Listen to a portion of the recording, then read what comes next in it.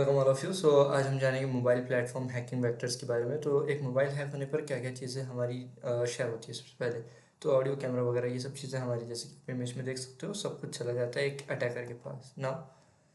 Mobile vulnerable methods, तो ये कैसे चेक किया जाता है। मोबाइल थ्रेड्स एजेंट्स आइडेंटिफायर, तो thieves stolens devices attackers and decompilations, SMS, Wi-Fi, application memory, browsers, executive scripts, install malware apps। इसके थ्रू आपका मोबाइल हैक किया जा सकता है। ओके, किसी का भी।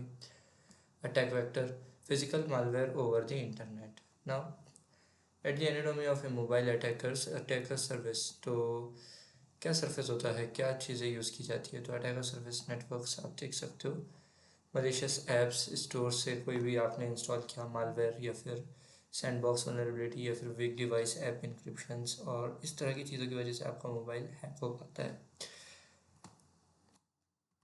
Security issue arising from your app stores, तो ऐप स्टोर्स के ऐप्स में भी कभी कभी ऐसे इश्यूज हो सकते हैं कि हमारे ऐप का एक्शन या फिर फ़ोन की वनरेबिलिटीज़ एक्सप्लॉइट की जा सकती है।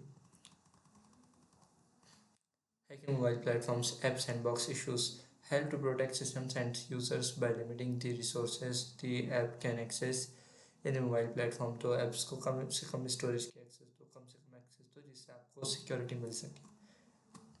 और हैक करना है तो ज़्यादा से ज़्यादा परमिशंस लो। Mobile spam, unsolicited text, emails, messages sent to mobile apps devices from unknown phones, numbers और email IDs रिसीव ना करें, लिंक पे क्लिक ना करें, OTP वगैरह ना दे। ये सब चीज़ें। SMS फिशिंग अटैक्स, SMS के थ्रू आप बन चुके हो करोड़पति के नए विनर,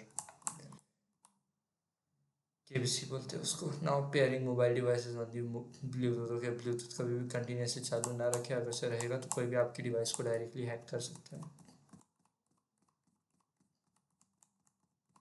हैकिंग एंड्रॉयड ओएस, तो ऑपरेटिंग सिस्टम्स को हैक करने के लिए आपको चाहिए एक मलिशियस ईमेल, या फिर मलिशियस PDF, या फिर कोई भी malicious app. Okay,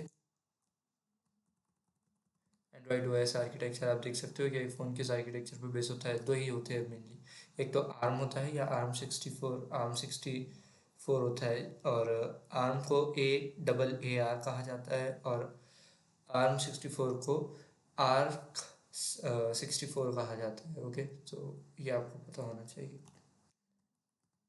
mobile devices Linux पे बेस्ड होते हैं। Now mobile security guidelines, Android device administrative APIs, तो यहाँ से अगर से आपके फ़ोन का एक्सेस जाता है तो आप कोई भी हैक कर सकते हैं। Policy supported by the device administration APIs, password universe रखो, मिनिमम पासवर्ड लेंथ से ज़्यादा रखो। एंड्रॉइड रूटिंग, एंड्रॉइड को रूट करना ज़रूरी होता है, और जिससे हमें परमिशन वगैरह बॉडी की मिलती है। Rooting enable users install application to run privileged. Okay, आप मैजिक्स का यूज़ कर सकते हो, या फिर बहुत सारे अदर सॉफ्टवेयर्स होते हैं, इसका यूज़ कर सकते हो। ओके,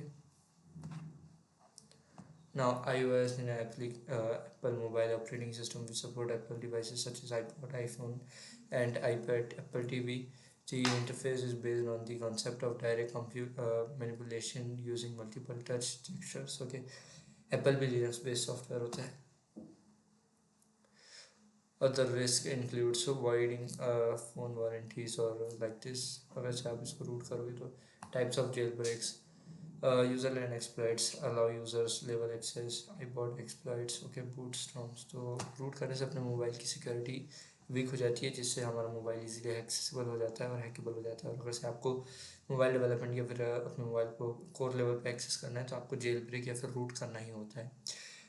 दोनों के लिए डिफरेंट सॉफ्टवेयर है, और बहुत बड़ा इसका सेशन होता है। लाइक अगर से इसको आप सीखने बैठोगे तो पूरा महीना चले जाएगा। ओके, ADB आपको आना चाहिए। ADB के बाद में आपको लिनक्स और ADB दोनों का नॉलेज होना चाहिए। ADB चलता है हमारे विंडोज़ में, लिनक्स चलता है हमारे लिनक्स और एंड्रॉयड एप्पल में। तो ये सब चीज़ें होती है।